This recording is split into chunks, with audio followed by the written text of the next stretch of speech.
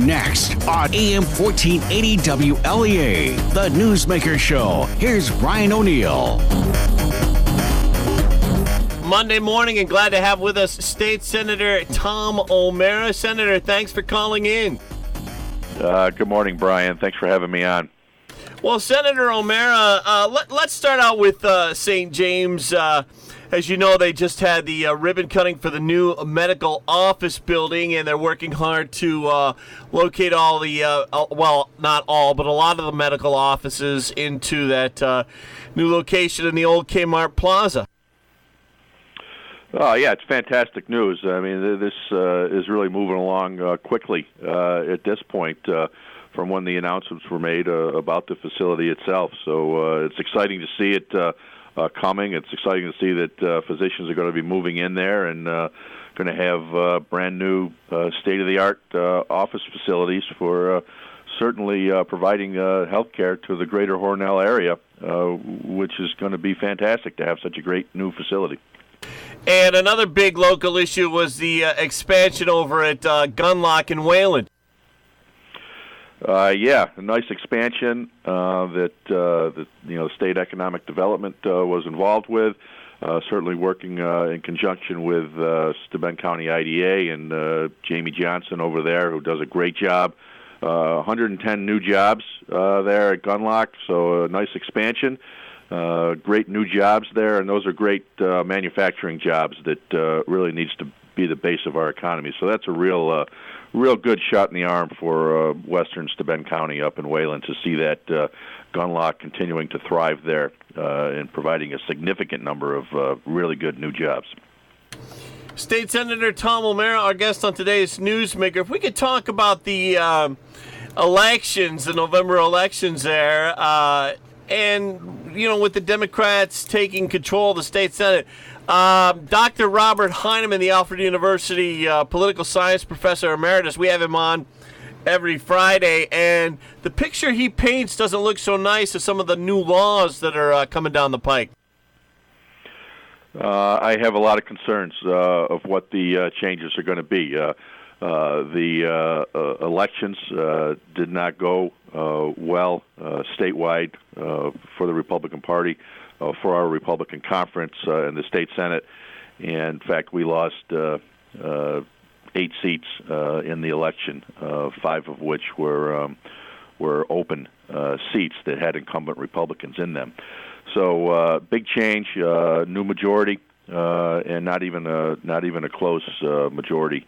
At this point, we're down to 24 members out of 63 for the Republican Party, and I think we're going to see an opening of the floodgates with progressive, ultra-liberal legislation moving forward. I'm concerned about issues like the Farm Labor Act, which the Democrats have been pushing in New York State for a long time, which will push the unionization of all farm labor in the state. Something that's been passed in the Assembly for several years now, something that we had continually blocked in the state Senate.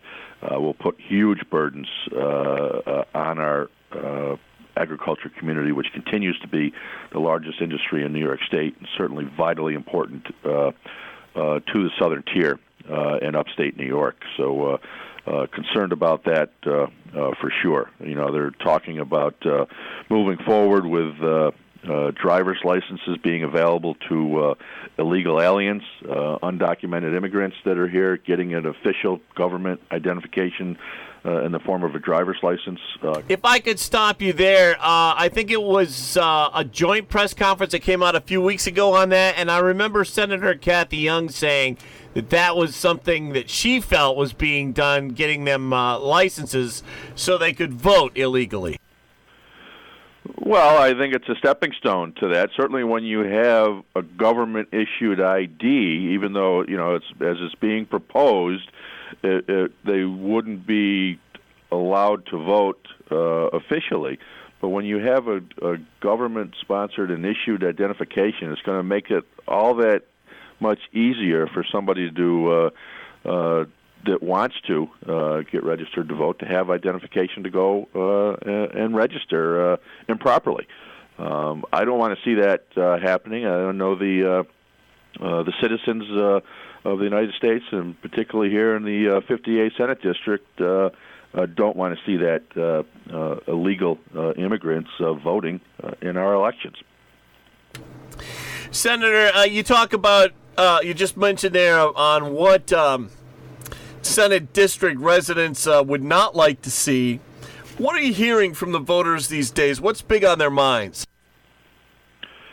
The biggest thing has not changed with on people's minds, and that's the economy, and that's jobs. Well, things have been improving steadily.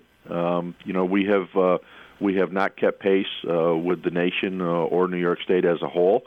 Most of the growth in New York State has been in New York City for job creation. While we've seen some good, solid economic results in the Hornell area. For your viewers listening areas with Alstom and a lot going on there. There's been some good things, but overall it's been tough sledding in the economy in the southern tier. So jobs and the opportunity that jobs allow for is what voters are looking for, and it's the overall issues of taxes. The high cost of living and doing business in New York State. And I think, we're certainly a more conservative mentality throughout the southern tier, not completely, but we certainly lean right. And I'm very concerned over a lot of the initiatives that could be coming out of complete Democrat control of the New York State legislature, every statewide office in New York State, and the issues that are going to be pushed, the slight majority that we had in the Senate for the last 8 years has come to an end. We've been able to block a lot of these super progressive ideas that are out there. And, as I said, I think there's going to be an opening of the floodgates here, and there's going to be a rush for this new Democrat majority to push as much through as quickly as they can. Legalizing marijuana. After marijuana is legalized, will there be a push for other drugs to be legalized as well? Do you see them trying to legalize, cocaine? Heroin at this point, for obvious reasons, I cannot see them doing, but are there any other drugs that are that they're looking at okaying? No, there's been no discussion of any other legalization of any other drugs out there other than talk of recreational marijuana, and that's a problem for several reasons. But it's going to be a negative impact on the really fledgling medical marijuana industry that's been set up in New York. That's only been in place for a couple of years now. That really hasn't hit its full stride in providing whatever medical benefits there are from that. And I've been supportive of the medical marijuana initiatives in the state. But I think opening it up recreationally is going to be a negative impact on the medical marijuana industry because people won't be seeking maybe medical guidance on how to appropriately utilize it for its medicinal benefits. There's certainly a lot of support for it statewide, recreationally, as a drug of choice of many people. Many people look at it as being no different than alcohol and drinking, but I'm not supportive of expanding it recreationally for a variety of reasons. I think it will have negative societal impacts, particularly with youth. Yeah, I wanted to ask you about that. From your work as an attorney and from your work as a former district attorney, what do you see as far as marijuana effects go? Does it depend on the person using it? Are there some real serious bad effects you've seen? I think it's certainly individual. I think it's different by the individual, just as alcohol or any other substance would be. People react differently to it and have different addictive personalities or how it impacts them. I see it generally. It creates a kind of a malaise of individuals who smoke a lot.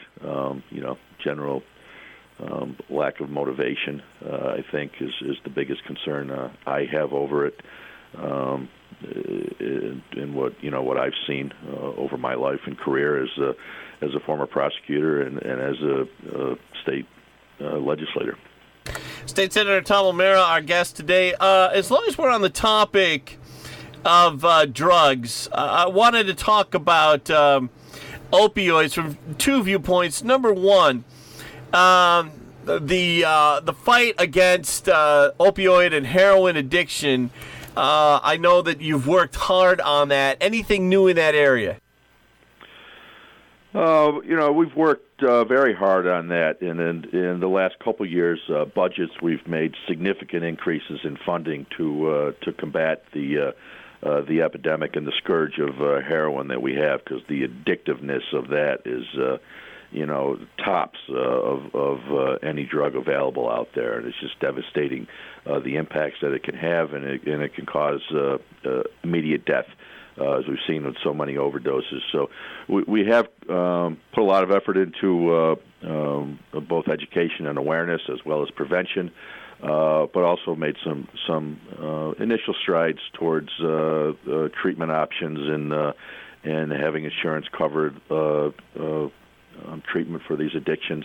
We've still got some ways to go with that, particularly in our more rural areas where we live. Treatment options are generally still too far away for the individual that needs it and needs it quickly. There's a small window in being able to deal with an addict when they may have that moment where they really want to change, and to not have the options available close by and quickly available makes that all the more difficult. So we've got work to go in that case, but we've really had, I think it increased about $160 to $180 million in the budgets, what's available for that, and we have seen some increased treatment options becoming available, but still would like to see more in that regard. We've done some good things in limiting the initial prescriptions for opioids for how much an individual can get on the first round following a surgery or an injury or something, to deal with that, so that you're not getting a 30-day supply. You're getting, I believe it's a 7-day supply right now. They're even talking about retracting that some more, so that you don't have somebody getting addicted off the bat, just recovering from surgery or something, but or not using it all and having it in a cabinet and having it get abused by somebody else. Now, is there something coming up soon, and maybe this is a question for Congressman Tom Reed, a Medicare question, which would be more for Reed, but are you aware of any Medicare upcoming rules for January? I did hear something about something like that. Yes, just recently, and I don't have the full details on it yet, but it deals with chronic pain and opioid prescriptions. As we're working very hard to limit individuals from getting addicted to this stuff, there are those individuals that suffer from chronic pain in a variety of conditions that opioid continues to be the main option and the most viable option for somebody to relieve that pain. But there are efforts underway that I've heard of under the Medicare system to potentially limit prescriptions for chronic pain. And while I fully support limiting those prescriptions for somebody initially seeking treatment for an acute condition, until that really becomes diagnosed and established as a chronic condition. But when that does reach that level, I don't think it's appropriate to cut off what might be the only means of relief for many patients with chronic conditions. So it's something I've heard might be coming through Medicare. I haven't heard anything about it at the state level at this point, but it's something that I'm certainly going to keep my eye on. Thanks for that very interesting answer. Talking to State Senator Tom O'Mara. Going to take a quick break. When we come back, we're going to talk about the senator's thoughts on legislation that he's working on for 2019. Stay with us. Hey folks, this is Dave Pease, the coin guy. And did you know that Pine Tree Coins is the only full-time coin shop in the area? We buy and sell old currency, gold and silver coins, proof sets, mint sets, even wheat pennies. We purchase diamonds, gold and silver jewelry, sterling silverware, pocket watches, dental gold, and of course, coin collections of all kinds. Appraisals are free and the service is friendly. And yes, we do pay cash. So stop in to Pine Tree Coins, 7430 Seneca Road in North Hornell, right across from the Country Kitchen restaurant, and see me, Dave, the coin guy. We're open Monday through Friday, noon till 5 p.m. Check us out on the web at pinetreecoins.net. So meteorologist Rob Carolyn, how's the weather looking for today on this Monday, December 3rd? Well, Brian, it's looking fairly cloudy for the southern tier. We're getting into that time of year now as cold air comes out of Canada. It picks up some moisture off the Great Lakes, and that produces lots of cloudiness downwind of the lakes, and that's what we're seeing. Once you get out towards, east of the Finger Lakes area, we've got a few breaks of sunshine this morning, but generally cloudy weather right now over much of the western half of New York State. We're going to be in for kind of a mostly cloudy day. I think we're not out of the question of seeing a rain or snow shower come through at some point today. It'll be breezy. We're probably going to be around 40. Sunrise this morning was at 7:22. It'll set tonight at 4:38. Now, there may be a few flurries or snow showers tonight with a gentle wind off the lakes overnight. Today it's windy, but tonight the winds ease off a little bit. Any accumulation will be less than an inch. We're 25 to 30. We'll look for a few flurries during the day tomorrow. A little colder than normal. We're 30 to 35. We should be about 33 to 38 this time of year. We'll have clouds tomorrow night. Lows will be 20 to 25. More clouds Wednesday. A couple of snow showers possible, 30 to 35. And we'll keep the clouds and a few flurries of snow showers in the forecast right into Thursday, Brian. Senator Tom O'Mara, looking ahead in the 2019 legislative session, what are you looking at as far as things you'd like to see passed? Well, I'm going to continue working on several of the pieces of legislation that I was pushing as chairman of the Environmental Conservation Committee.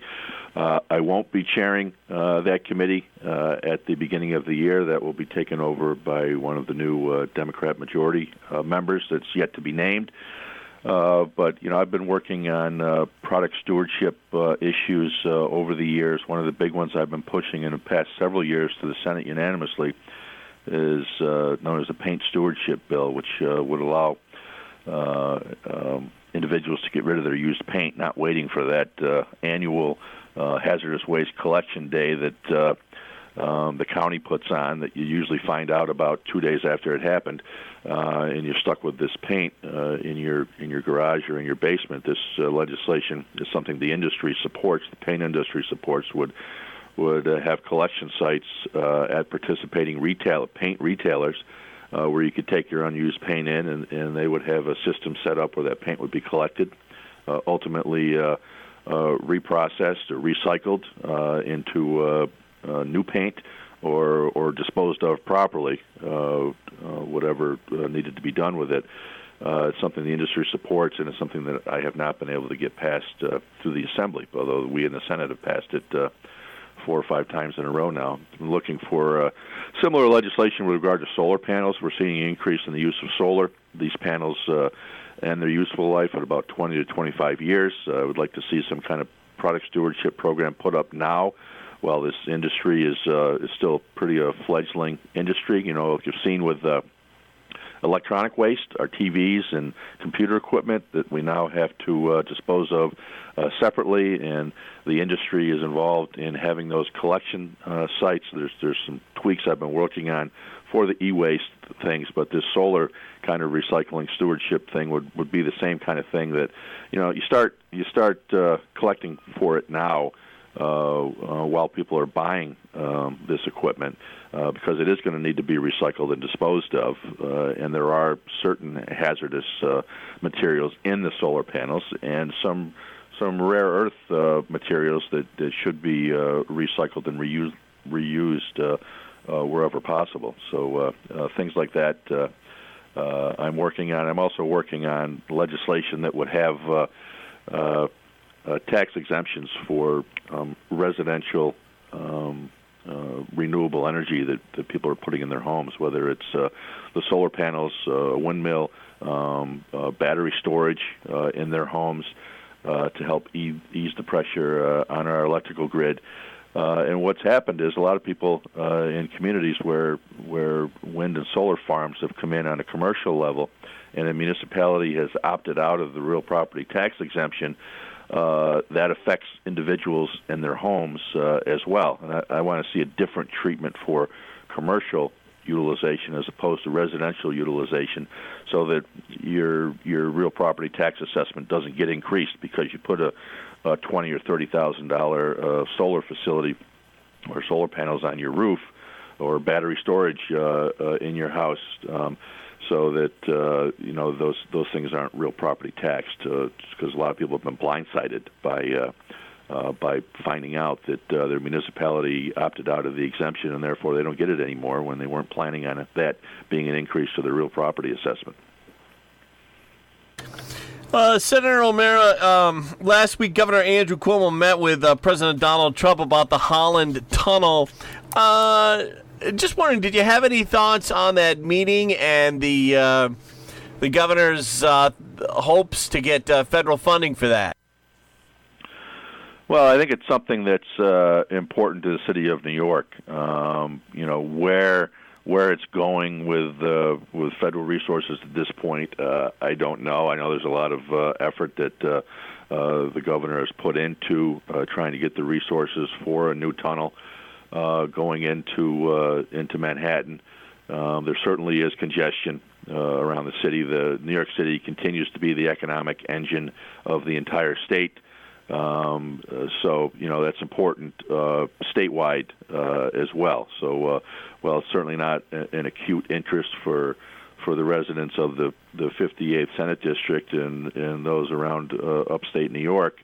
It is something that's important to the overall economy of New York State, I think, and it's something that I think eventually is going to happen, because I think that need and that demand is there, and I think it's real.